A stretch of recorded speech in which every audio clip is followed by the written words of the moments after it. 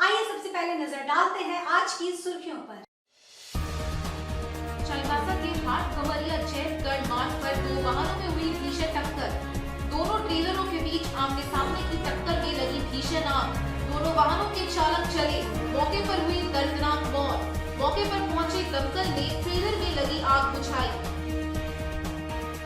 नौकरी के लिए गल्फ कंट्री भेजने के नाम पर लाखों की ठगी।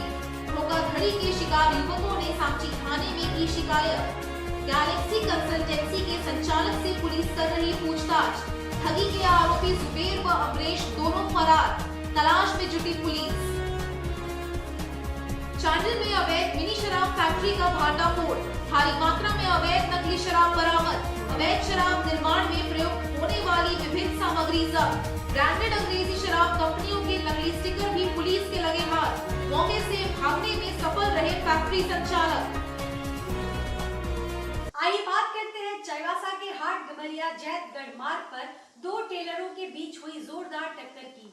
चाईबासा के हाट गमरिया जैतगढ़ मुख्य सड़क पर दो ट्रेलर वाहनों में जोरदार टक्कर होने से दोनों ट्रेलरों में लगी भीषण आग। दोनों चालक की मौके पर ही मौत हो गई। सूचना पाकर घटनास्थल पर चाईबासा से फायर ब्रिगेड भी पहुंचा, तब तक ट्रेलर पूरा जल चुका था। वहीं स्थानीय पुलिस मौके पर पहुंची और मामले की हर बिंदु से जांच कर रही है। पश्चिमी सिंहभूम जिला मुख्यालय चाईबासा से लगभग 75 किलोमीटर दूर जैतगढ़ हाट गमरिया राष्ट्रीय राज्य मार्ग पर कुईरा गांव के पास दिन के लगभग 11:30 बजे दो टेलरों के बीच आमने सामने टक्कर में दोनों टेलर में भीषण आग लग गई। टक्कर के बाद दोनों वाहनों के चालक बेहोश हो गए, जिससे दोनों टेलर के केबिन में ही जलकर मर गए। एक ड्राइवर का नाम राम टहल यादव बताया जाता है, जो चतरा का रहने वाला है, जबकि दूसरे ड्राइवर का नाम का पता नहीं लग पाया है। प्रत्यक्षदर्शियों के मुताबिक दोनों ट्रक के बीच आमने सामने की टक्कर के बाद मौके पर ही दोनों में आग लग गई। सूचना के बाद मौके पर पहुंची पुलिस और फायर ब्रिगेड को सूचना देकर बुलाया गया। इस दौरान मौके पर भारी भीड़ जमा हो गई। पुलिस पूरे घटनाक्रम की जांच कर रही है। आइए बात करते हैं नौकरी के लिए विदेश भेजने के नाम पर शहर के बेरोजगारों से हुई लाखों रुपए की ठगी की। नौकरी के लिए विदेश भेजने के नाम पर शहर के बेरोजगारों से लाखों रुपए की ठगी का एक मामला प्रकाश में आया है। धोखाधड़ी के शिकार कुछ युवकों ने आज साक्षी थाना पहुंचकर इसकी शिकायत की है, जिसके आधार पर पुलिस ने आरोपी गैलेक्सी कंसल्टेंसी के संचालक को पूछताछ के लिए थाने पर बैठाया है। शिकायत करने वाले और ठगी के शिकार युवक मोहम्मद शब्बीर ने साक्षी पुलिस को बताया कि करीब 35 से 40 बेरोजगार युवकों ने गैलेक्सी कंसल्टेंसी के जुबेर और दीपक उर्फ अमरेश से संपर्क किया। जुबेर मानको पुलिया रोड का रहने वाला है। इन लोगों ने 35 से 40 बेरोजगार युवकों से नौकरी के लिए गल्फ कंट्री भेजने के नाम पर 6 से 7 लाख रुपए की वसूली की और आजकल करके पिछले 6 माह से टरका रहा है। पिछले कुछ दिनों से जुबेर व अमरेश दोनों गायब है। ठगी के शिकार शब्बीर का कहना है कि पूरे प्रकरण में एक महिला भी शामिल है, जो फरार है। कंसल्टेंसी के संचालक का कहना है कि दीपक उर्फ अमरेश और जुबेर उसके अधीन काम करने वाले लड़के नहीं हैं, इसलिए वो उनके बारे में नहीं बता सकता है। जबकि ठगी के शिकार युवकों का कहना है कि उनसे गैलेक्सी कंसल्टेंसी के ही नाम पर दीपक उर्फ अमरेश और जुबेर ने पैसे की वसूली की। उनसे कहा गया था कि वे लोग उसका पासपोर्ट भी बनवाएंगे और 1 माह के अंदर उन्हें गल्फ कंट्री में भेजा जाएगा, जहां उन्हें नौकरी उपलब्ध कराई जाएगी। शिकायत के बाद पुलिस पूरे मामले की जांच कर रही है। पुलिस के मुताबिक प्राथमिकी दर्ज किए जाने के बाद आगे की कार्रवाई की जाएगी। वैसे कंसल्टेंसी के संचालक से इस मामले में पूछताछ की जा रही है। अभी हम लोग को सूचना मिली थी कि कोई गैलेक्सी कंसल्टेंसी नामक एक ऑफिस है, जहाँ पर पासपोर्ट वगैरह बनाया जाता है अवैध रूप से। वहाँ पर कई लोगों का पैसा लेके वो पासपोर्ट बनाया है विदेश भेजने के नाम से। तो आम पब्लिक के द्वारा ही उसे पकड़ा गया है। पकड़ के पुलिस को सौंपा गया है कि सर ये साधु शरण पांडा नामक जो व्यक्ति हैं और उनके वो 2 साथी हैं, दीपक और एक है उनके साथी कोई है। तो वे इन लोगों के साथ मिल के दूसरे का पासपोर्ट बनाते हैं, जो मतलब इलीगल पासपोर्ट बनाते हैं। पासपोर्ट कोई सही पासपोर्ट नहीं है। अब इसी का हम लोग जाँच कर रहे हैं। जैसे होता है आप लोग को फिर आगे बता। इसकी जानकारी पूरा स्पष्ट नहीं हो पाई है, आवेदन हम लोग लिख के दे रहे हैं अभी, जैसे होगा फिर हम लोग आगे हाँ ये तो इलीगल है, इसके ऊपर उसके विरुद्ध में हम लोग कार्रवाई करेंगे। एक आदमी पकड़ाया है, कितने लोग? दूसरा पांडे। अभी जैसे जानकारी मिली है 2-3 आदमी, इसमें 3-4 आदमी और भी हो सकते हैं। जैसे जैसे अनुसंधान होगी तो उसमें हम लोग जाँच होगी, उसमें हम लोग बताएंगे फिर आपको। मामला ये है कि धोखाधड़ी का मामला है, पैसा लेके भाग गया एजेंट। गल्फ जाने का नाम पे लड़का लोग से पैसा ले लिया, ऑफर लेटर जाली दिखा के। और जो दो लड़का था, मतलब जो काम कर रहा था, जिसके ऑफिस के अंडर में था, ऑफिस का बॉस यहाँ है, पर वो जो दो लड़का और था ना, उन लोग दोनों लापता हो गए। और एक मैडम भी थी, उसमें 2 लड़का था। एक का नाम दीपक, हम लोग को बताया था वो अपना नाम दीपक, उसका ओरिजिनल नाम अमरेश है, ठीक है। दूसरा लड़का था जुबैर, पुलिया रोड में रहता है वो भी वही फरार है। मेन तो वही फरार है, उसके घर गए। अभी हम लोग को ऑफिस का मेन बॉस पकड़ा है। हाँ, वो बोल रहे हैं कि हमारा अंडर में नहीं था वो दोनों आदमी। वही 35-40 लोग लगभग वही 7 लाख 6 लाख रुपए लेके भागे। ये office tower hero Honda showroom है ना, उसका 4th फ्लोर में वही बिल्डिंग, वही ऑफिस है इनका। ऑफिस का नाम है गैलेक्सी टेक्निकल इंस्टीट्यूट। आइए बात करते हैं चांडिल के चोइलुम गांव में अवैध मिनी शराब फैक्ट्री का भंडाफोड़ किए जाने की। सरायकेला खरसावां जिला के चांडिल थाना अंतर्गत चोइलुम गांव में उत्पाद विभाग द्वारा एक नकली विदेशी शराब फैक्ट्री का उद्भेदन किया है। पुलिस की एक टीम ने छापामारी कर भारी मात्रा में अवैध शराब के साथ साथ शराब बनाने वाले उपकरण व सामग्री बरामद कर जब्त किया है। जानकारी के अनुसार गुप्त सूचना के आधार पर सहायक आयुक्त उत्पाद पूर्वी सिंहभूम के निर्देशानुसार उत्पाद विभाग ने बड़ी कार्रवाई की है। अधीक्षक उत्पाद सरायकेला खरसावां के नेतृत्व में निरीक्षक उत्पाद सदर क्षेत्र पूर्वी सिंहभूम एवं निरीक्षक उत्पाद घाटशिला क्षेत्र के सहयोग से सरायकेला खरसावां एवं पूर्वी सिंहभूम के संयुक्त छापामारी अभियान में इस शराब फैक्ट्री का उद्भेदन किया गया। घटनास्थल से सप्लाई हेतु तैयार अवैध विदेशी शराब की बोतलें सहित अवैध शराब निर्माण में प्रयुक्त होने वाली विभिन्न सामग्रियां जैसे स्पिरिट, कॉर्क, ढक्कन, लेबल, स्टिकर एवं खाली बोतलें आदि बरामद कर जब्त की गई हैं। अवैध शराब निर्माण में संलिप्त व्यक्तियों के विरुद्ध मामला दर्ज किया गया है। आइए बात करते हैं चोर गैंग के 3 सदस्यों की गिरफ्तारी और चोरी का लैपटॉप और मोबाइल फोन बरामदगी की। बिरसानगर पुलिस की एक टीम ने खुले घरों में चोरी की घटनाओं को अंजाम देने वाले एक चोर गैंग का पर्दाफाश कर उसके 3 सदस्यों को गिरफ्तार कर लिया है। गिरफ्तार किए गए अपराधियों के पास से चोरी का 8 सेट मोबाइल फोन व 3 लैपटॉप बरामद किए गए हैं। जमशेदपुर के सिटी एएसपी सुधांशु जैन ने एक प्रेस वार्ता में जानकारी देते हुए बताया कि बिरसानगर थाना अंतर्गत मदर टेरेसा रोड निवासी महक खरबंदा के घर से अज्ञात अपराधियों ने मोबाइल चोरी कर ली। रिपोर्ट दर्ज कराने के बाद पुलिस ने अपराधियों की गिरफ्तारी की दिशा में कार्रवाई शुरू की। इस दौरान पुलिस ने एक सक्रिय चोर गैंग का पर्दाफाश कर उसके 3 सदस्यों को गिरफ्तार करने में सफलता पाई। गिरफ्तार आरोपियों में बिरसानगर सरिता अपार्टमेंट निवासी राहुल मुखी, काली मंदिर के पास रहने वाले गुन्नू मुखी और अल्तमश अहमद उर्फ बिट्टू शामिल हैं। उनके पास से पुलिस ने चोरी का 8 मोबाइल और 3 लैपटॉप बरामद किया है। एएसपी ने बताया कि गिरफ्तार अपराधी कर्मी ऐसे घरों को निशाना बनाया करते थे जिनका दरवाजा खुला रहता था। ये लोग सुबह 5 बजे से 6 बजे का समय चुनते थे, क्योंकि इसी वक्त आमतौर पर लोग अपने घरों का दरवाजा खुला छोड़कर अपने अपने कामों में व्यस्त रहते हैं। उन्होंने बताया कि गिरफ्तार किया गया राहुल मुखी गैंग का सरगना है और वो बीते अगस्त माह में ही सीताराम डेरा थाना द्वारा चोरी के मामले में जेल भेजा गया था। इसी 9 नवंबर को वे जेल से जमानत पर बाहर आया था। सभी आरोपियों को पुलिस ने कोर्ट में प्रस्तुत कर गुरुवार को जेल भेज दिया है। बिरसानगर में काफ़ी दिनों से एक स्पेसिफिक काइंड ऑफ चोरी चल रही थी, जो लोग घर में घुसकर केवल मोबाइल और ये सब जो इलेक्ट्रॉनिक आइटम ये लोग या फिर कुछ भी छोटा मोटा आइटम निकाल के चले जाते थे। जिसका मतलब जो लोग ऐसा भी नहीं कि ताला लगा के ताला तोड़ के जा रहे हैं, बट कोई इधर उधर कोई सो रहा है तो उसके देखकर वो मोबाइल वगैरह लेके चले जाते थे। तो उसी के संदर्भ में आज ये पीसी हो रही है। एक 106/22 करके कांड दर्ज हुआ है बिरसानगर में, जिसके अंदर छापामारी के दौरान पुलिस को 8 मोबाइल और 3 लैपटॉप की रिकवरी हुई है और वो 3 लोगों से बरामद किया गया है। इनका नाम राहुल मुखी, गुन्नू मुखी और एक अल्तमश अहमद करके है। राहुल मुखी का एक आपराधिक इतिहास भी है। अगस्त माह में वो सिद्धोड़ा थाने से लूट के मामले में जेल भी जा चुका है। मेरा कार सीट कवर का पिछले 15 साल से बाडी चौक दुर्गा पूजा मैदान में दुकान है और हमारे यहाँ सभी प्रकार का कार का सीट कवर बनाया जाता है, स्पेशली 4 व्हीलर का जितने भी लग्जरी गाड़ी है। और 2500 रुपये से स्टार्टिंग है हमारे पास सीट कवर का रेंज। 2500 से लेके आगे 10,000, 12,000, 15,000 जिस तरह का क्वालिटी। रेक्सिन से लेके ओरिजिनल लेदर फिनिश तक का माल है मेरे पास। Car seat cover plus floor lamination, door visor, mat, accessories का भी जो आइटम होता है सारा उपलब्ध है मेरे पास। और 2 व्हीलर का भी काम सीट कवर का हो जाता है। जितनी भी लग्जरी गाड़ियाँ हैं सबका काम। और मैं खुद कारीगर हूँ।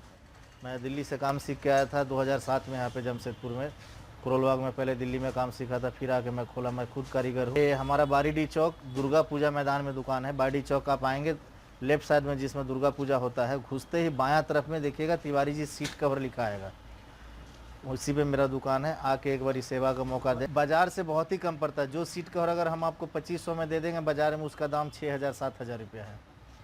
और जो हम 6,000 7,000 में दे देंगे, बाजार में वो 15,000 का भी नहीं मिलेगा, क्योंकि हम ओरिजिनल लेदर फिनिश माल बनाते हैं। बाजार में जितने भी सीट कवर उपलब्ध है टोटल आपको रेक्सिन मिलेगा। मेरे पास रेक्सिन नहीं है, ओरिजिनल लेदर फिनिश माल है। एक बार आके और ट्राई कर सकते हैं। आइए बात करते हैं हिंदू सेना द्वारा पठान फिल्म के झारखंड में प्रदर्शन पर रोक लगाने की मांग किए जाने की। अंतर्राष्ट्रीय हिंदू सेना का एक प्रतिनिधिमंडल गुरुवार को जमशेदपुर की उपायुक्त विजया जाधव से मिला।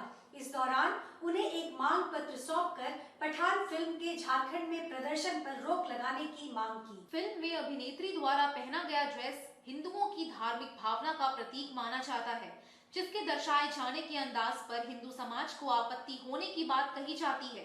सेना के अध्यक्ष संजीत दास गुप्ता ने बताया कि पठान फिल्म में हिंदू समाज के धार्मिक झंडे भगवा की अवहेलना की गई है।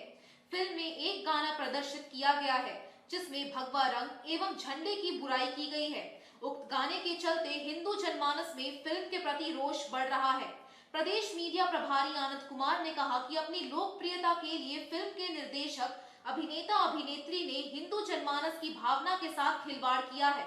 अगर फिल्म के प्रदर्शन पर रोक नहीं लगाई गई तो अंतर्राष्ट्रीय हिंदू सेना इसका जमकर विरोध करेगा। हम लोग आज अपने बैनर के तले माननीय डीसी महोदय जमशेदपुर पूर्वी सिंहभूम को एक ज्ञापन हम लोगों ने सौंपने के लिए आए हुए हैं, जिसमें पठान पिक्चर में भगवा रंग को लेकर के एक बेशर्म रंग का जिक्र किया गया है, गलत तरीके से, जो कि कहीं ना कहीं ये हिंदुओं के भावना को, कहीं ना कहीं हिंदू संस्कृति को और जितने भी हिंदू समाज है इन सभी को ठेस पहुंचने वाली ये गाना है। अभी तमाम तरह का मैंने टीवी में, फेसबुक के माध्यम से मैंने ये देख रहा, कोई साबुन को दिखा रहा है भगवा कलर में, कोई दिखा रहा है कि मेरा ये कलर में आप पहने हैं पर्टिकुलर में, तो हम लोगों ने कुछ नहीं कहा। तो भाई बात ठीक है, और साबुन हो चाहे और भी बात हो, साबुन में कहीं ये तो नहीं लिखा है कि ये बेशर्म साबुन है, लेकिन कहीं ना कहीं इस पठान पिक्चर के इस गाने में ये जो गाना गाया गया है इससे कहीं ना कहीं हिंदू समाज आहत है और अंतर्राष्ट्रीय हिंदू सेना इसका पुरजोर विरोध करता है और माननीय उपायुक्त महोदय से ये मांग करता है कि इस पिक्चर को पूरे झारखंड के किसी भी सिनेमा हॉल में जारी न किया जाए, लॉन्च न किया जाए। अंतर्राष्ट्रीय हिंदू सेना इसी चीज़ का विरोध कर रही है। इसी चीज़ को लेकर के आज हम लोग उपायुक्त आइए बात करते हैं पश्चिमी सिंहभूम जिला में रोजगार समेत कई योजनाओं पर चल रहे कार्यों की। पश्चिमी सिंहभूम जिला के उपायुक्त अनन्य मित्तल ने कहा कि 30 दिसंबर तक रोजगार सृजन के तहत पशुधन योजना, सावित्रीबाई फुले योजना आदि युद्ध स्तर पर काम चलेगा। आवेदन करने वाले बेरोजगारों का रजिस्ट्रेशन किया जा रहा है ताकि जल्द से जल्द चयनित आवेदकों को उसका लाभ मिल सके। इसके अलावा पर्यटन स्थलों के विकास की दिशा में भी काम चल रहा है। विभाग द्वारा सभी जिला वन पदाधिकारी को एस्टिमेट बनाकर भेजा जा रहा है ताकि पर्यटन स्थलों के विकास की दिशा में काम किया जा सके। बेरोजगार युवाओं को रोजगार दिलाने के लिए भी प्रयास किया जा रहा है। स्किल्ड युवाओं को विभाग द्वारा रोजगार सृजन के लिए लोन दिए जा रहे हैं, जिसे धीरे धीरे अथवा किश्त पर वापस किया जाना है। स्किल डेवलपमेंट के 8 सेंटर भी खुल चुके हैं। 3 से 4 महीने के प्रशिक्षण के बाद लोगों को प्लेसमेंट दिया जा रहा है ताकि बेरोजगारी की समस्या कम हो और जो समस्या आ भी रही है तत्काल उसका निराकरण किया जा सके। 29 तारीख तक हम लोग पशुधन योजना, साथ ही साथ सावित्रीबाई फुले योजना इसके अलावा प्री मैट्रिक स्कॉलरशिप का युद्ध स्तर पे कार्य चल रहा है, जिसमें सभी का रजिस्ट्रेशन युद्ध स्तर पे कराया जा रहा है और हम लोग इनको जल्द से जल्द लाभ उपलब्ध कराने का प्रयास कर रहे हैं। पर्यटन में अभी विभाग से दिशा निर्देश प्राप्त हुए हैं कि फॉरेस्ट एरिया में DFO के द्वारा एस्टिमेट्स उपलब्ध कराए जा सकते हैं ताकि उनको इको टूरिज्म के तहत स्वीकृत किया जा सके, और साथ ही साथ अन्य हमारी पर्यटक जो भी स्थल है वहाँ पर हम नई योजनाएं तैयार करके विभाग को प्रेषित कर रहे हैं और उनके अप्रूवल के पश्चात उस पर कार्य स्टार्ट होंगे। बेरोजगार युवाओं के लिए रोजगार सृजन योजना जो है भरपूर स्तर पे कार्य हो रहा है। उसमें हमारे पास प्रखंड स्तर से आवेदन प्राप्त हो रहे हैं, जिसमें वो रोजगार सृजन के तहत लोन लेकर विभाग से अपनी योजना चलाते हैं, अपना कार्य करते हैं और उसको धीरे धीरे करके वापस करते हैं। साथ ही साथ हम लोग के यहाँ पर स्किल डेवलपमेंट के भी 8 सेंटर खुल चुके हैं, जहाँ पर 3 से 4 महीने के कोर्सेज के बाद लोगों को प्लेस किया जा रहा है ताकि बेरोजगारी की दिक्कत कम हो। और सेफ माइग्रेशन के तहत सेफ माइग्रेशन इनिशिएटिव्स भी लिए जा रहे हैं। पंचायत स्तर पे हम लोग सभी बेरोजगारों को या फिर माइग्रेट होने वाले लोगों को का रजिस्टर बनवा रहे हैं ताकि उनकी जो भी समस्याएं हों उन पर हम उनका निराकरण कर सकें। आइए बात करते हैं केंद्रीय ग्रामीण विकास विभाग द्वारा चलाए जा रहे महिला जागरूकता अभियान की। सरायकेला खरसावां जिले के कपाली नगर परिषद के city mission manager Rajan Kumar के नेतृत्व में डांगरडीह स्थित ग्रामीण विकास विभाग भारत सरकार की ओर से नई चेतना पहल बदलाव की नाम से चलाए जा रहे महिला जागरूकता अभियान का शुभारंभ किया गया। 1 माह तक चलने वाले इस अभियान की शुरुआत 24 नवंबर से हुई है, जिसका समापन 24 दिसंबर को होना है।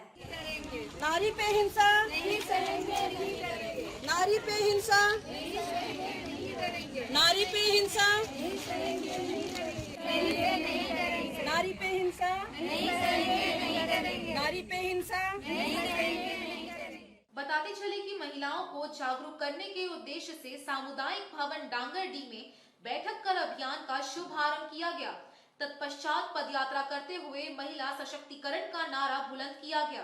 पदयात्रा में शामिल महिलाओं ने समाज में जगह जगह हो रहे विभिन्न प्रकार के महिला प्रताड़नाओं से डटकर सामना करने की अपील की, चाहे वे कन्या भ्रूण हत्या हो, दहेज प्रताड़ना, शिक्षा में महिला के नाम पर भेदभाव, यौन प्रताड़ना हो या अन्य किसी भी प्रकार की प्रताड़ना से डटकर मुकाबला करने की बात कही। सभी महिलाओं ने महिला जागरूकता अभियान को लेकर अपनी दमदार भागीदारी सुनिश्चित करने की अपील की। दर्पण महिला मंडल कपाली की सचिव बसंती मांझी ने सभी महिलाओं को नसीहत देते हुए कहा कि अब और सहना नहीं कहना है।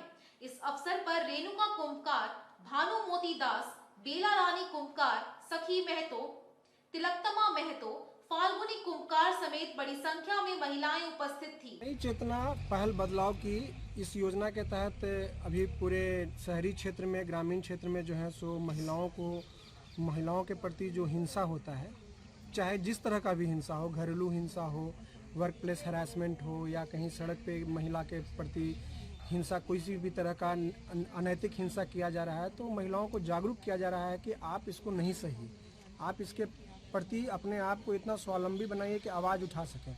आप अपने अंदर में जो है सो अपने पूरी तरह से मतलब स्वावलंबी बनकर जो है सो समाज में ये बताइए कि महिला के साथ गलत हो रहा है जो नहीं होना चाहिए। इसके ऊपर सबसे बड़ी चीज़ है कि आप समाज में देखिएगा कि जेंडर बजटिंग के ऊपर में गवर्नमेंट बहुत काम कर रही है। वहाँ पे ये बताया जा रहा है कि बेटे और बेटी में फ़र्क नहीं कीजिए, क्योंकि अभी भी समाज में हम लोग इस तरह का स्थिति में है कि जहाँ बेटे को लोग जो है सो बहुत ज़्यादा प्राथमिकता देते हैं और बेटियों को कम देते हैं। आप अगर गौर करके देखिएगा तो बेटी को बस हम लोग एक सोचते हैं कि चलो थोड़ा बहुत पढ़ लिख ली, शादी ब्याह कर देना है, उसके पढ़ाई में उतना खर्च नहीं करता है जितना लोग उसके शादी में खर्च कर देता है। एकदम हर एक घर का ये स्थिति है। तो अभी उसी को जो है सो जेंडर इक्वलिटी के ऊपर में जो है सो गवर्नमेंट बात कर रही है, ताकि लड़के और लड़की को समान अधिकार दिया जाए और ख़ास करके महिलाओं के ऊपर में, बच्चियों के ऊपर में जो किसी भी तरह का अनैतिक हिंसा हो रहा है उसको रोका जाए और महिलाओं को इतना स्वावलंबी बना दिया जाए कि जब उनके ऊपर कोई भी आदमी अत्याचार करे, हिंसा करे, तो वो एकदम मुखर होकर आए सामने में और आवाज़ उठाए कि मेरे साथ इसने जो है सो हिंसा किया है, ये गलत है और इसने ये नाजायज़ कर रहा है हमारे साथ। तो इस चीज़ को लेकर अभी जागरूकता चल रही है। तकरीबन ये 24 नवंबर से हम लोग 23 नवंबर 24 नवंबर से भी चालू है ये, और ये दिसंबर तक 1 महीना चलेगा। ये मेरे ख्याल से पूरे विश्व में चल रहा है और इसका एक मेन स्लोगन चल रहा है कि सहेंगे नहीं कहेंगे, नई चेतना बदलाव पहल बदलाव की। तो इसके तहत जो है सो ये कपाली में अभी 24 दिसंबर तक चलेगा।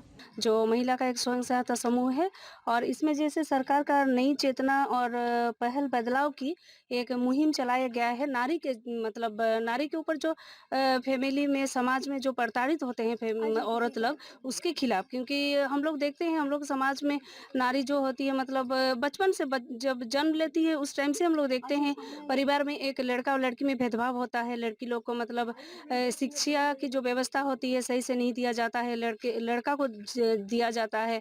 और फिर वही चीज़ मतलब दोनों के लड़का लड़की के बीच में जो मतलब डिफरेंसेस मतलब हम लोग पैदा करते हैं, वो बड़ा होके एक बहुत बड़ा मतलब हिंसा का ये होता है। लड़कियों को बहुत कम उम्र में हम लोग शादी दे देते हैं, लड़का को बहुत अच्छा से स्कूल में भेजते हैं, कॉलेज में पढ़ाते हैं। फिर बड़ी होके जब लड़की मतलब शादी दे देते हैं, एक फैमिली में जाती है तो वहाँ भी देखते हैं कि दहेज हिंसा होता है। क्योंकि अगर मायके से बहुत अच्छे से दहेज हम लोग नहीं लेके आते हैं समाज में, एक परिवार में, तो उस फैमिली में भी लड़की का इज्जत नहीं किया जाता है। तो इसके खिलाफ भी हम लोग इस मुहिम के तहत आवाज़ उठा रहे हैं। हम लोग अभी नारा लगाए हुए हैं, नई चेतना और नई बदलाव, ठीक है।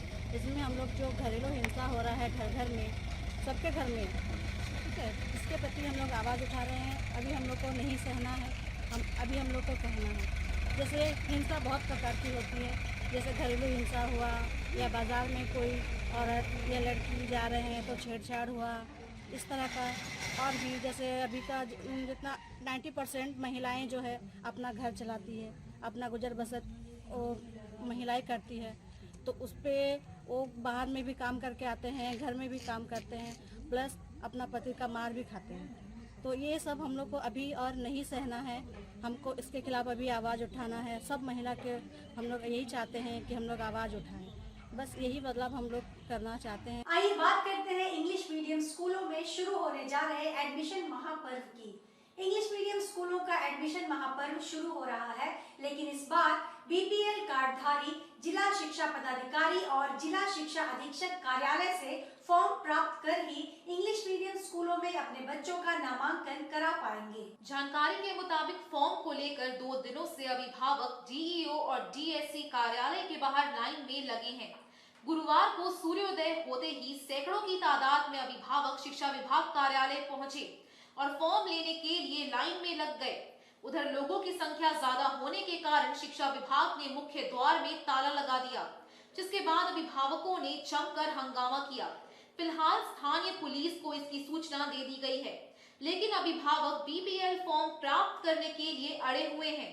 इन लोगों का सीधे तौर पर कहना है कि अपने बच्चों के भविष्य को देखते हुए हम लोग 2 दिन क्या 5 दिन भी अगर लाइन में खड़ा रहना पड़ेगा तो रहेंगे, लेकिन फॉर्म लेकर जाएंगे। सुबह से लगे हुए थे 3 बजे से 5 बजे से, अचानक किसी ने आके हमें बताया कि यहाँ पर फार्म नहीं मिलेगा, तो हम लोग लाइन पूरा लगे थे। फिर वहाँ से भागे सब यहाँ पर आए, फिर यहाँ पर लगा। आज इतना भीड़ है, अगर यही फार्म को 5-6 जगह में बांट दिया जाता तो इतना भीड़ किसी को नहीं होता। आज इसमें से कितना आदमी को मिलेगा, कितना आदमी को नहीं मिलेगा फार्म। दो आदमी बेकार किया उसका समय, कोई काम धागा करके आया, कोई बच्चा लेके आया, कोई भूखे आया, सुबह से यहाँ पर पड़ा, कोई चीज सिस्टम नहीं है। ना लेडीज का पानी पीने के लिए व्यवस्था, ना शौचालय के लिए, ना जेंट्स का। अगर लगा तो लगा, मतलब कोई सिस्टम नहीं है। कोई भी हम लोग आए फार्म लेने, इसका मतलब ये नहीं हम लोग को कोई डिसिप्लिन है। कल भी आके 5-6 आदमी कल भी आए, बहुत भीड़ था, मारपीट हुआ, ये हुआ।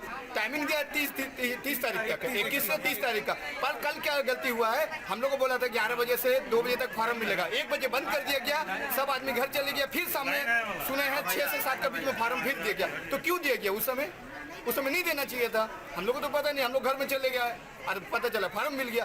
3:30 बजे से लाइन लगे हुए हैं फॉर्म के लिए। कल बहुत 4 बजे तक 7 बजे तक खड़े थे, हम लोग को फॉर्म नहीं मिला था।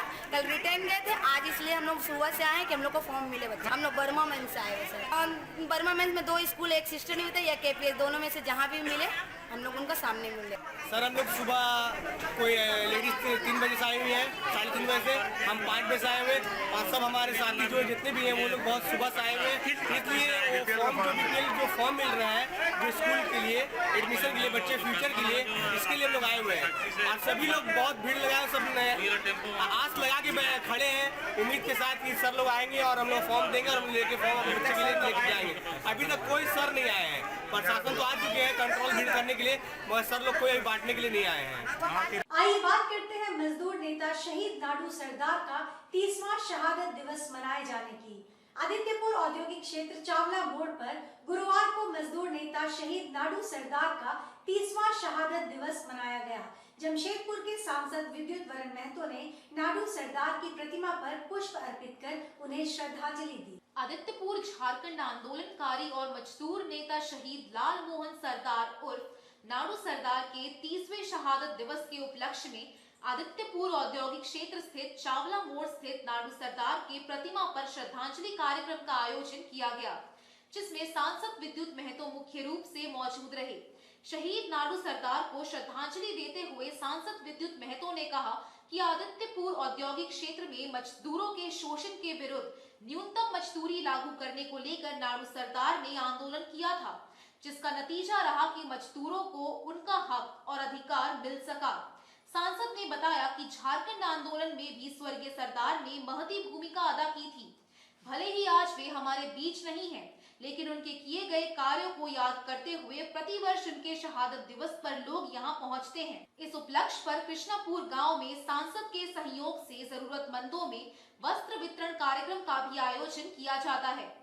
आयोजित श्रद्धांजलि सभा में मुख्य रूप से विमल महतो, समीर महतो, संतोष महतो, कंचन महतो, विनय महतो, गौतम महतो, राजू सिंह, मंतोष महतो, शंगारी प्रधान, मनीराम महतो, बिट्टू नंदी, विक्की नंदी, बादल महतो, रोहित महतो, रोहिन महतो, शंकर सरदार, दीपक महतो, विजय सिंह, राम सिंह महतो आदि उपस्थित रहे। लाल मोहन सरदार एक बहुत ही जुझारू और झारखंड आंदोलन के बुनियादी सदस्य में रहा और बहुत ही मृदुभाषी और संगठन में बहुत सशक्त संगठन खड़ा करने वाले इंसान थे।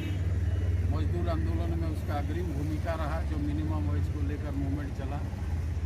उस समय रतिलाल महतो, सलेनर महतो जी, कृष्णा माडी जी, चंपाई सोरेन जी, हम लोग का नेतृत्व में एक बार मिनिमम वेज को लेकर पूरा औद्योगिक क्षेत्रों में भयंकर आंदोलन हुआ और जिसका चलते मिनिमम वेज लागू हुआ। आज हमारे बीच में नहीं है, लेकिन वो बहुत ही संघर्षशील युवा नेता रहे और सबसे बड़ी बात है झारखंड आंदोलन में अहम भूमिका उन्होंने निभाई और माफिया द्वारा 1992 को आज ही का दिन में उसका हत्या कर दिया गया था इसी जगह।